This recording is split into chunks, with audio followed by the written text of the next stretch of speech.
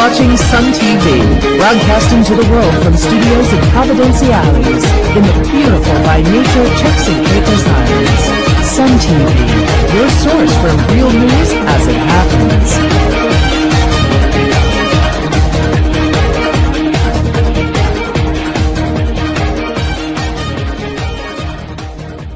I'm Leslie Garland, and thanks for watching. 44-year-old surgeon Dr. Rufus Washington Ewing was sworn in as the third premier of the Turks and Caicos Islands on Tuesday, November 13, 2012, by His Excellency Governor Rick Todd during a brief ceremony in the island capital of Grand Turk. Ewing, who led the Progressive National Party to a slim 8-7 victory over the People's Democratic Movement in the November 9th general elections, was accompanied by his wife Dr. Dawn Perry Ewing and successful PNP candidates Washington Missick, Norman Saunders, Akira Missick, George Lightburn, Amanda Missick, and Portia Stubbs Smith. Following his swearing in, Premier Ewing will now advise the governor of his intended ministers. Once advised, His Excellency intends to swear in the new ministers at his residence in Waterloo, Grand Turk, at 9 a.m. on Wednesday, November 14th. This will be ahead of their first cabinet meeting, which is chaired by the governor at 10 a.m. on the same date in the NJS Francis Assembly Building in Grand Turk. The other members of the cabinet include the Deputy Governor Anya Williams and Attorney General Hugh Shepard. One of the first agenda points will be to decide when the TCI House of Assembly will be recalled. This is expected to be on November 26th, but this is for the cabinet to decide. Governor Todd said Ewing's swearing in marks the beginning of a new chapter in the history of the Turks and Caicos Islands.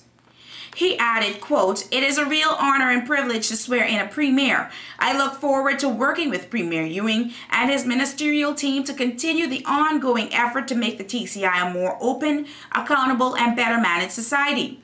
We have much to do, and we both look forward to jointly facing our challenges." End quote. Speaking after the results of the elections were announced, Minister for the Overseas Territories Mark Simmons said, quote, "I welcome the return of democratic government to the Turks and Caicos Islands. I am particularly pleased that so many islanders voted in this historic election."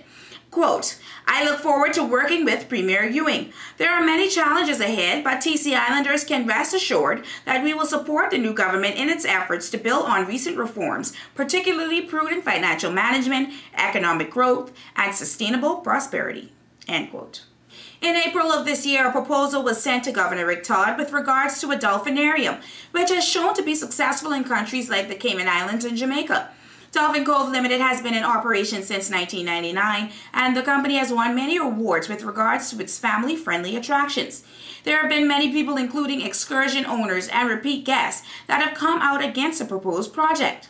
Just over 7 months later, Director of Dolphin Cove, Neil Burrows, says that he would like to put some rumors to rest. Why is the dolphin proposal so controversial in Provo? The biggest reason is that there are ecological awareness type tours that view us as a threat. Scuba divers, snorkeling people, maybe whale watching guys. They view us as a threat, and they don't want to see another attraction come to their town. In some people's opinion, it's quite selfish, because competition breeds the best. Not too long ago, we had only one telephone company, and we got pretty heavy costs per minute to the States. Now that we have a competitor, you can see what happened. So that's the biggest reason. And the reason for the most amount of misinformation is the fear of competition. Burrows compared the proposed development to other dolphinariums in neighboring countries. In Nassau, you have a park, UNESCO. The dolphins come and go every single day into the open ocean. Why did he come back? They're so smart. Why did he come back? Roatan does the same in Curacao. I can tell you, but it's nothing to see for your own self. If you see it with your own eyes, you'll ask the question, why is he at the gate begging, let me in, let me in, let me in? They're happy in there. Care for the animals is a big misconception, misinformation. The animals are worth up to $500,000 US for a trained dolphin in the United States. We care for them like crazy. I can promise you, all of us here combined don't have the same health care that the dolphins have. Blood tests once a month, fecal samples, blowhole samples, urine samples, ultrasound machines, endoscope machines. The life is valuable.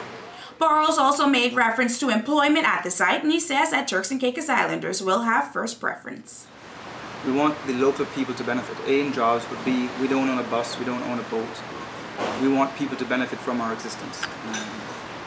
So every single condo and hotel will have an exciting attraction to take their people to. In Ocherius, Jamaica, where we started, ironically it was a failed real estate development that turned into this Dolphin Cove. We have, I think, close to 400 employees, from craft vendors to painters to tour guides to hair braider, and on it goes. So I would think jobs is one of the benefits. In order to prove what effects the proposed development may have on the TCI economy, Burrows did this. So the video you're going to see is done by an American from film school, and I sent him to Jamaica and got him hooked up with some of the stakeholders. Some of the staff, some of the guests, some of the hotels, some of the taxi guys, and he took a video. He's pretty much asking people what are the pros and cons, what are the benefits of Dolphin Cove. It's a little bit homemade, but it gets the point across.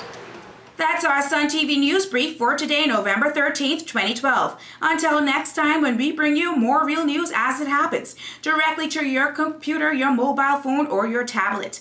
Until next time, I'm Leslie Garland.